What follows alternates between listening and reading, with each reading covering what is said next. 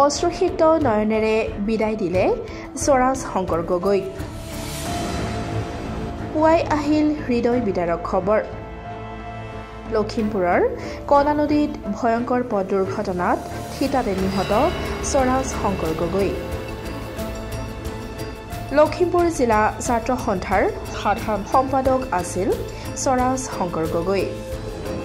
লখিমপুৰৰ পৰা নিজা গাড়ীৰে ঢকুৱাখানাৰ নিজ বাসগৃহলৈ গৈ থকা অৱস্থাত গছত খুন্দিয়াই দ খালত পৰি মৃত্যুক সাৱটি লয় স্বৰাজ শংকৰ গগৈয়ে। আজি ফুলবাৰী আঞ্চলিক ছাত্ৰ সন্থাই শ্ৰদ্ধাঞ্জলি জনায় স্বৰাজ শংকৰ গগৈৰ প্ৰতিচ্ছবিত।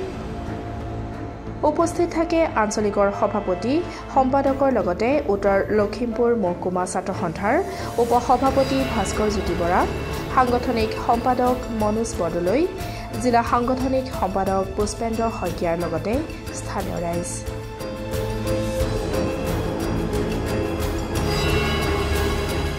হয়, যোৱাকালি ঘটনাটো লৈ আমি অতিকৈ মৰ্মাহত হৈছোঁ। স্বৰাজ শংকৰ গগৈ দাদা আমাৰ পথ প্ৰদৰ্শক আছিল। তেওঁৰ পৰা আমাৰ শিকিব লগা বহুত ৰৈ গ'ল, কিন্তু নিয়তি পাবলৈ ইচ্ছাত তেওঁ আমাৰ পৰা আঁতৰি গুচি গ'ল। তেওঁ আমাৰ পৰা আঁতৰি গ'ল সঁচা, কিন্তু তেওঁ যিখিনি আমাৰ বাবে ৰাইজৰ বাবে কৰি থৈ গ'ল সেইখিনি গোটেই চিৰজীৱন তেওঁ অমৰ হৈ ৰ'ব। তেওঁ আমাৰ মাজত সদায় জীয়াই থাকিব। আমাৰ মাজত নাই সঁচা, কিন্তু তেওঁ আমাৰ মাজত সদায় সজীৱ হৈ থাকিব।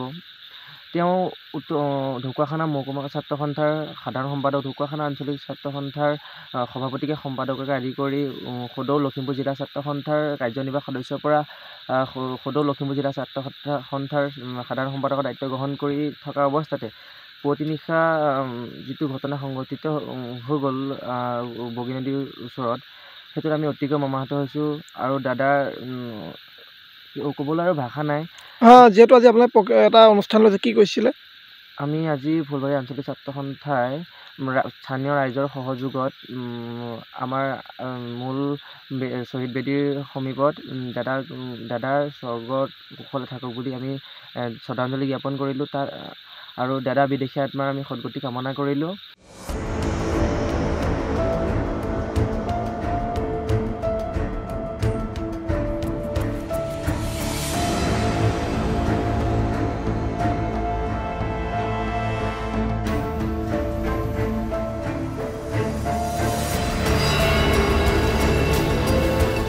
লখিমপুৰৰ পৰা বেদান্ত বৰুৱাৰ ৰিপৰ্ট, ডেমক্ৰেটিক আছাম।